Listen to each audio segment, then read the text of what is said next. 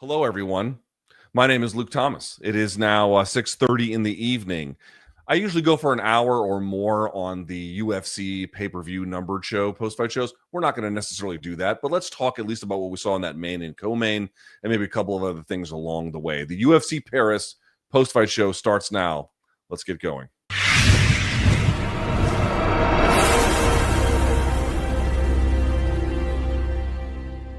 So let's talk about that. It's in the books. UFC Fight Night Imavov versus Borralho is in the books. This took place at the Accor Arena in Paris, France. Let's talk about your main event. Nassourdine Imavov defeats Caio Borralho 50-45, 49-46, and 49-46. There is obviously a huge part of this conversation that relates specifically to Khamzat Chimaev. For just the moment, let's put a pin in that because we're definitely going to come back to it. But just to start out, let's talk about the fight and what we saw and what we learned. So I feel like I got some answers to what I wanted, and then I feel like in some ways I didn't. Let me tell you what I mean. Before the fight, what did I tell you? That Imavov was, I think, a very, very, very slight underdog, and you kind of understood that because Borralho hadn't lost essentially in the UFC yet. That includes Contender Series, so if you count all of that, that would be 9 fights. Had no blemishes really. I mean, up and down rounds or whatever, but obviously got his hand raised every time, and certainly can do more things. He was able to ride people and pin them. Top rides for the early part of his career, and then he kind of turned into a bit of a striker. And then he had some success as a striker tonight, by the way. It wasn't, the scores are fairly one-sided, but there were certainly punctuated moments where Borralho was able to get the striking in his favor. However, the supposition that I had was, not supposition, but the thing that I had my eye on, I think is maybe a little bit better way to put that, is Imavov's 29, and I think kind of still getting better and still getting better and still getting better. And he's a bit of a slow starter. I think we've seen that, like, for example, in the Brendan Allen fight, Imavov got taken down and held down the entire round. Then Allen couldn't do much. And I know Allen's also a strong starter, so they kind of work that way. But even in this fight, Imavov didn't really get going until the fight kind of heats up a little bit. He's not bad at first, but I don't think his best stuff comes out at first, typically. Now, I know he has an early quick win over Izzy, but in general, I tend to think he does better work actually a little bit later in fights, even though he kind of used to gas, and now it's not as much of an issue.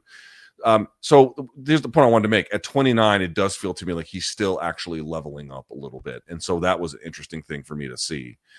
But it didn't necessarily answer questions in a more...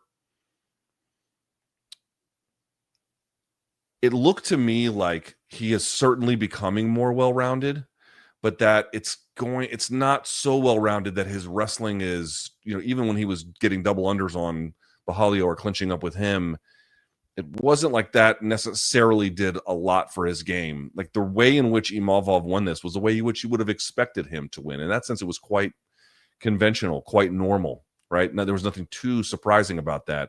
He was standing at range. He was the better boxer. He was better in the pocket. He could slip and counter. We talked about it. That slip to the outside and then firing the uppercut is exactly what Povetkin did to Dillian Whyte. That was beautiful. He did it over and over again, not so much just with the uppercut, but the ability to slip and then create offense. It's not just slipping and then getting out of the way and pivoting, or slipping and then covering up, or not just doing anything offensive, slipping and then immediately turning that into offense. We've talked about it. The guys in the fight game who can slip and rip effectively have massive advantages over their contemporaries, massively so. That was a big part of it. I loved that front kick / oblique, and he would go back and forth between them. It'd be a stomp on the lead leg, and then that would switch to like a front kick up to the gut. I thought he could have done a little bit more of that. He didn't stay with it, but it was still pretty effective, and it was nice. We talked about it before. He would get Borralho leaning. He would get him leaning, and then from that, bop, bop, hit him with that 1-2. He was so fast with the combinations. I think that is obviously really, really interesting as well. So to me, it looked like he is clearly a more polished version of what he was even a few fights ago, but he's still, to me, he hasn't really rewritten the script. It's really still just a more polished version of what we kind of understood him to be. I'm not knocking him in any way. Like, obviously it's good enough to get a UFC title shot, and he made I think a decent account of himself to get to that place. I have at this point a much clearer sense of exactly like the totality of what kind of game he's going to take to the Khamzat Chimaev fight, which we'll talk about in just a second. But I want to cover all the things he did well. And obviously he was able to stuff a lot of the later attempts at a takedown. Imavov's takedown defense in the first round can be a little bit suspect, but it tends to be much better after that. And you saw some pretty good evidence of that as well. So that was nice. And yeah, he was able to just kind of manipulate the space between them better. He was much better about his cage positioning. How many times did you see him able to get out of the clinch and then recircle and take center, and Borralho would just kind of let him, which was a little bit surprising. But Imavov certainly having the presence of mind. Imavov was very, very good in this fight about like, under what conditions does my game thrive? It's a question we ask all the time on these preview shows that I do and on these post-fight shows that I do. We always ask this question: what are the conditions under which this person thrives? That looked like a Nassourdine Imavov fight, standing at range, to an extent defending takedowns, having not like an overwhelming amount of offense, but good combination work, switching up the timing, stepping on Borralho's feet to get it. You know, as I mentioned, intermittent takedown defense as needed. Tended to be leading, tended to be pressuring, tended to be on the front foot. That's you're standing at either kicking or like right in that pocket boxing range. That's a Nassourdine Imavov fight. He was the one that was able to define the terms of the fight, and he did better as a consequence. And it's not much more complicated than that in that particular sense. On the side of Borralho, it's not like I thought he fought poorly, but he ran into the central problem, which was, yes, technically he probably is more well-rounded, but it's not like his wrestling and top control is so lights out that it can't be and he's not a slouch on the feet. You did see him pop Imavov a number of times, especially with his jab. I thought the two things that worked really well for Borralho was that leg kick at the end of combinations. That was actually pretty good. You saw some of the, we'll look at some of the stats here in just a second. And then the jab was nice because you would kind of see Imavov pressure a little too hard at times. But if I have a criticism of Imavov in this fight, it's not that he doesn't, it's a great win streak he's put together. Like, if he gets awarded a title shot from this, there can absolutely be no complaining about it, right? This is a man who has earned this opportunity. And again, as I mentioned, defining the terms of the fight in a way that, you know, served his interests over the course of the 25 minutes. Jesus fuck. I'll get to that in a second. But at the same time, he was waiting around a lot. At least he would start rounds with a little bit more urgency and then kind of begin to not lay back exactly, but kind of just wait for Borralho to start getting his offensive sequencing going and then react to it. And again, it's one of those things where it's like, that's not a thing that's wrong. Hello, he just won 50-45 on one of the judges' scorecards. It's a question of, to me, my opinion, very good fighters do what a guy like Imavov does. But like super good ones, elite ones, what they tend to do is make guys make mistakes. You know, that's a little harder to do, and like make very consequential ones. And to me, it was more like Imavov was feasting off of the mistakes that, I mean, to an extent, Imavov was walking him into it, but a lot of he was just kind of waiting. Oh, you're going to go, I'll slip and then rip. That's fine. But there's another level to it that I just did not necessarily see him get to. So I want to be clear, like, how would I grade the performance? I would grade it pretty highly, B+. You know, he did not perform poorly at all. And again, some of the things he does, I think, are great. And his speed with the boxing combinations might be the best in the whole division. And he's got some pop to it as well. Like, he can thump a little bit too. So the accuracy of the punching, the sharpness of the combinations, the slipping and the ripping, the oblique kick to the front kick to mixing them up in between, the pressure, the takedown defense. There's a lot to like about that performance. However, it leads us to the central question, really what this whole thing was about. It's a very basic question, a very basic one. Did you see someone tonight that you think has a reasonable chance of defeating Khamzat Chimaev? Did you see that? In my opinion, I did not see that. Now, of course, I don't know that. I cannot prove that. And whether or not I saw someone or whether or not you saw someone, whether any of us saw someone that we feel like can beat Khamzat Chimaev is a separate question from whether or not Imavov has earned it, right? If you're the champion, you have to welcome the next contender. Whether or not that contender, in your opinion, has a chance, or whether or not the contender, would make for the best fight. I mean, I realize that some of these questions come into play on the matchmaker side of things, but as a very basic question, did you see anybody here tonight that can beat Khamzat Chimaev? Unless Khamzat's takedowns are not good against Imavov for whatever reason, no, I did not. On the feet, do I think Khamzat is better than Imavov? No, I do not think that. But how much time on the feet is he going to get, especially for a guy? Ruffy's got problems. We'll talk about him in a few moments. But especially for a guy who waits around a little bit. It's just tough for me to see how that serves his interest. It's like, let me get this straight. You got a guy in Khamzat who is shot out of a cannon in the first round. I mean, absolutely shot out of a cannon. And you got a guy named Imavov who is by no means bad in the first round, but that's usually, again, some exceptions for sure. But in general, I don't think that his best work more routinely comes in the first round. I tend to think it comes a little bit later on. It just seems like not a great matchup. Now, you might also counter about that by saying, hey, same kind of thing, right? If Imavov can survive, what about later in those rounds when Chimaev is not nearly as potent? But at that point, you're asking for what the probability of things to be to just not apply in this particular case, right? You kind of know how this one matches up, but you're just not, you're going to ignore it. So I think that Imavov, if the UFC gives him a title shot, he's earned it. No question about it. He's still getting better. He answered some questions about his development and how good it is and how there might still be some room for improvement, even beyond what we've gotten. The lightning quick combinations, we went over everything. But I think even with that, what I was a little bit hoping from with Borralho is that you would test the wrestling a little bit more thoroughly. And a couple of the shots later were pretty good, but that's just not what Khamzat does. Khamzat gets real low, runs you, attacks the legs, smashes you up against the fence. And then when you try to stuff that, he's right on the body lock. And then from the body lock, he's lifting and mat returning.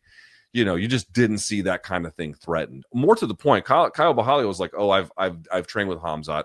I have just the right game for him. And granted, a Khamzat Caio fight would look a lot different. But I don't know if I saw anything necessarily there. I want to talk about what Caio Borralho said in this fight or after the fight, which was, I didn't have the adrenaline. Guys, I have no idea if there is a relationship between doing 2 weight cuts and then feeling like you didn't have the competitive fire you need on fight night. I do not know this. I don't know it. I have a feeling it could be relevant. From everyone I've talked to who looks after their fighter, I've mentioned this before, their testosterone is one of the things most heavily affected by a weight cut. It drops significantly under those measurements. And he had 2 of them in less than a month. Is that the reason? I can't say. I just can't say. I can't possibly say. But, when guys are talking about I didn't feel like myself and things didn't feel right, it's, the first kind of alarm bell that goes off in my head is to what extent were you fucking with your endocrine system to make this fight possible, right? I don't know. I can't say. but like that's definitely something that's on my mind here in this particular case. I didn't think Borralho looked bad. I did not think he looked bad. But to me, while he hasn't stumbled until tonight, again, another feather in the cap of Imavov for sure. Beating a guy who's been on a win streak that great is very difficult to do. Like, dude, Imavov's good. He's good. There's no question about it. He's a very, very talented fighter. But Borralho's been consistent, but a little more incremental to me. Took a little time off in his career as well. Whereas it seems like Imavov, I think he's starting to level out a little bit, but he's still, to me, sharpening up his tools each time I see him, in particular with the inside the boxing range. Let's quickly take a look at some of these numbers, if we can here, now that they've had a chance to, fill them in. Not a super high amount of strikes in this particular case. Yeah, dude, this is why you can't trust those numbers on the broadcast. Dude, look at this shit. You cannot trust those numbers on the broadcast. Like, I know the UFC, I know the people at Fight Metric, and I know the people at UFC are doing their very best that they can with the information that they have. I get that. I don't think they're like trying to pull a scam on the audience or whatever. They're just dealing with the best information that they have. But I cannot tell you how much there is a difference between the numbers they show for what accounts for offense on the screen during the fight, and then you go look at the numbers later, and they often don't even come close to matching. Take a look at this. Take a look at this. Let me show you. Here. All right. Let's show you this. I'll blow this up so you can see. Can you see? Yes. So these are the numbers. Imavov is your top line. Caio is your second line. Let's take it a per round basis here. So again, these are total strikes. These are significant. Most of the ones that they threw, I'm not sure what the difference is in the 66 to 89 here. Maybe some of the shots in the clinch that were not significant. I'm not sure what that was. Imavov outlanded him in every round except 2, which was round 3 and then round 5. But I thought round 5 was a clear Imavov round. I don't know exactly how the judges scored it. I have to take a look at the scorecard. I'm trying to look at the targeting. Imavov here, again, 2/3 to the head and then kind of evenly distributed thereafter. A little bit less to the head, a little bit more to the body, slightly more to the leg, but nothing really of note there. And look at the takedowns, 0 for 5. He was able to get some control time in round number 1 by pressing up against the fence and whatnot, but couldn't get a whole lot going in general anyway. So yeah, it was just, slight. There's nothing super remarkable in the numbers. It was one guy was just a little bit sharper in certain rounds, way sharper. Mostly like, one guy had a lead on the other guy and was able to maintain it over the course of 25 minutes. So there's your main event in a nutshell. Imavov looked good. I mean, I'm not going to rehash it anymore. Let's see what happens in the RDR and Fluffy fight. What would we be looking for to see, hey, who do we give the title shot to? The winner of that fight or the winner of this one? One, to see how dominant, the same thing we're looking for in this one, how dominant the win is for the winner. And 2, to what extent we think that person, A, has a case, obviously, like who's got the most impressive contender case, but also who among these do you reasonably consider to have a chance at beating Khamzat Chimaev? Let's see what Fluffy and RDR do in Vancouver. Let's see. Because if Fluffy goes in there, I'm just making something up. I'm not predicting this, but just hear me out. If Fluffy goes in there and steamrolls RDR,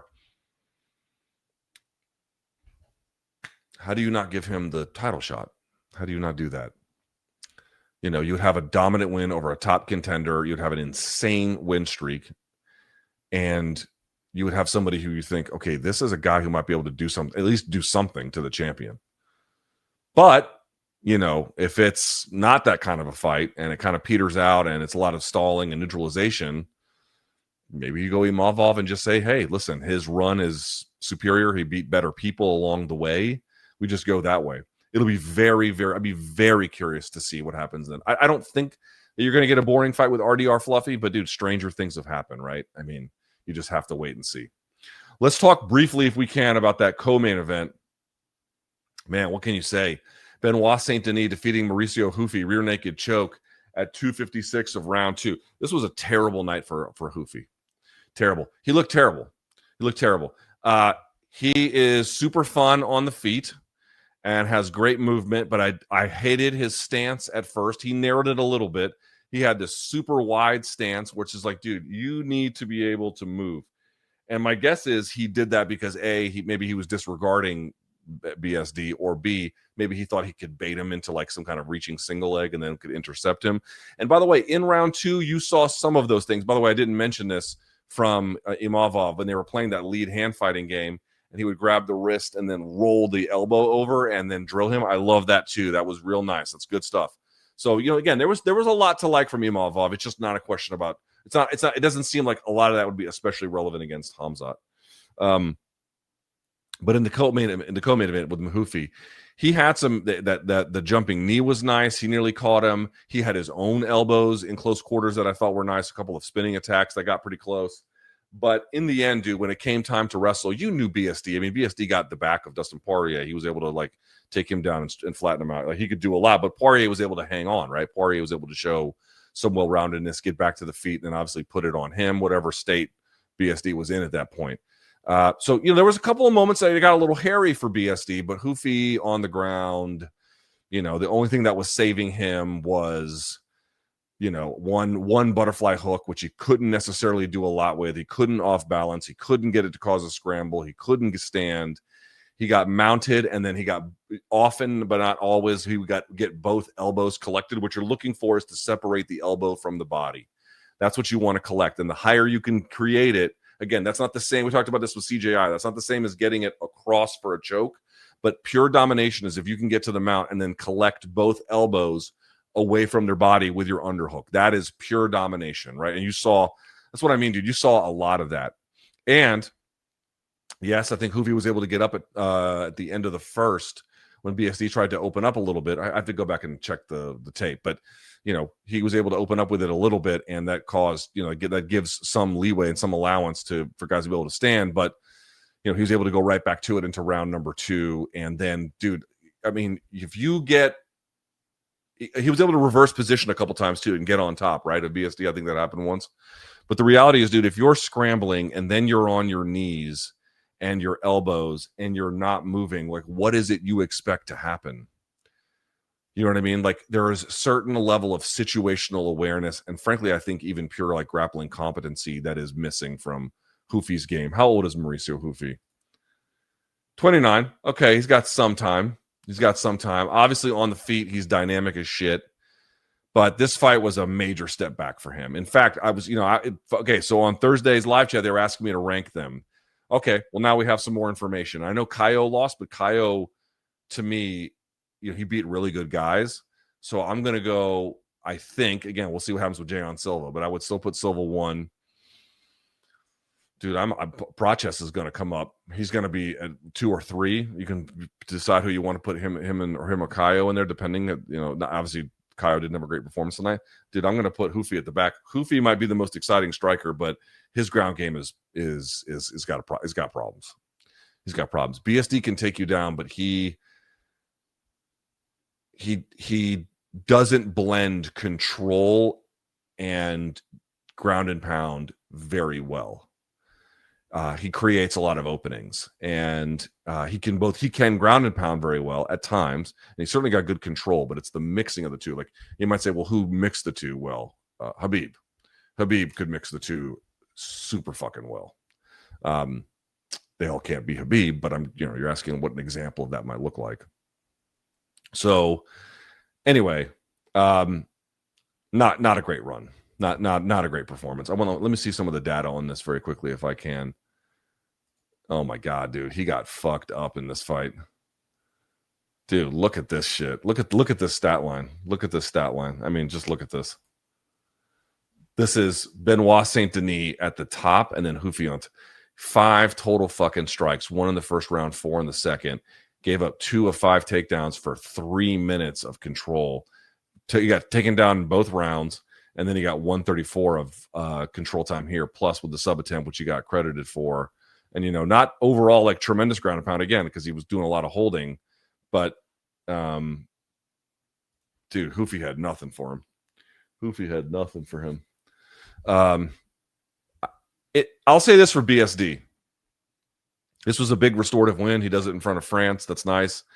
The one thing I will say about him is he still kind of walks in head up and then he gets drilled with shit and kind of has to push through. However, it did look to me like they leaned on the fact that he likes to move with offensive urgency.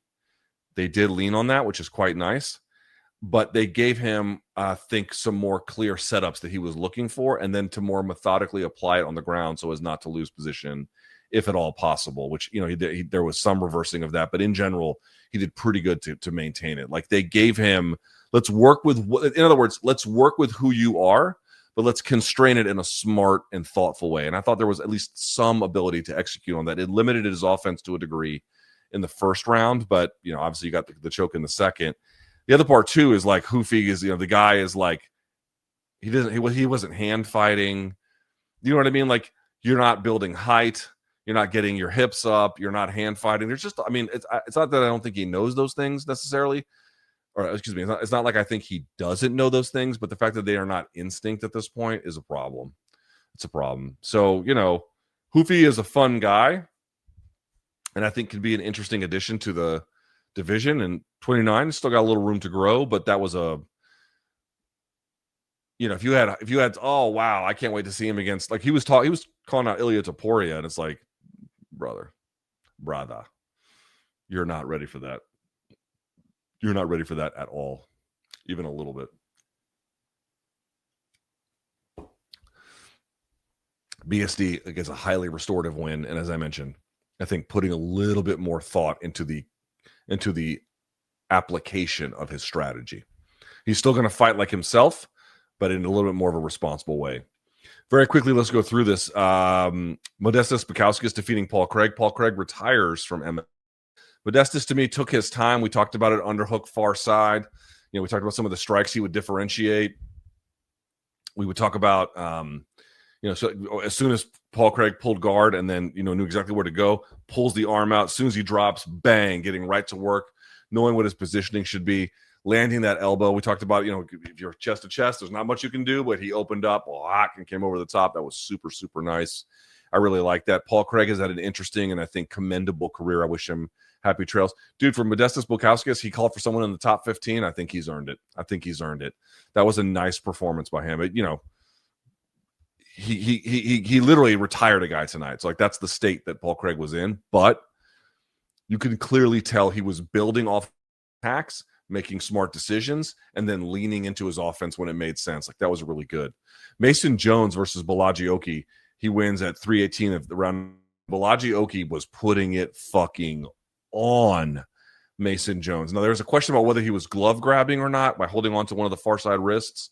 And when he was underneath, I have to go back and check the tape, but he was getting worked like a summer job. Hangs on, rocks Oki in the first round, begins to mount an attack, not enough time, gets right back to it in the second round, and then ultimately finishes him off with TKO elbows from a dominant control position. Dude, Mason Jones, that's one of the, that might be comeback of the year. That was he was on Axel Sola, who we told you about from Aries, one of the dominant like leagues in France. He came over and gave Reese McKee, who, you know, gave him a little bit of trouble early, but he was able to turn, you know, a great debut at welterweight for Axel Sola, good striker. The stoppage might have been a little bit early, but nevertheless, a good performance by him. William Gomes didn't show me much against Robert. I don't know how to pronounce his last name because he's Polish. All finishes on the prelim card. Umar C gets a win over Brinson Ribeiro via TKO. Ante Dalia making his UFC debut from the PFL. He looked awesome against Marcin Tybura. These blitzes with these straight punch combinations. I keep forgetting how to pronounce this guy's name. Cowie Fernandez defeating Harry Hardwick. Dude, Harry Hardwick getting lit on fire with the fucking leg kicks. He had no answer for it. Sam Patterson defeating Trey Waters at 301 via TKO. A nice win for Sam. Brad Tavares, he was doing well in this fight and then got a little flat-footed by Robert Bierchek. I think that's how you pronounce his name. Brychek. He kind of got caught flat-footed, and then boom, the combination work started coming downhill, and there was nothing he could do. Renat Fakretdinov defeating the man with the most questionable tattoos in the UFC, and Andreas Gustafsson. wipes him out in 54 seconds. That guy looked like he didn't even belong. And then Sam Hughes, clearly the dominant grappler between her and Shauna Bannon, took her down in the first round, got her back in the second round, and then ultimately choked her out. Good all finishes on the prelim card. So a pretty good card. You only had 2 decisions on the whole freaking thing. Well done. We didn't get everything we wanted. We didn't get Pitbull and then Kaito. We didn't, it was a lot we didn't get, but a pretty decent card, just the same, if I do say so myself. So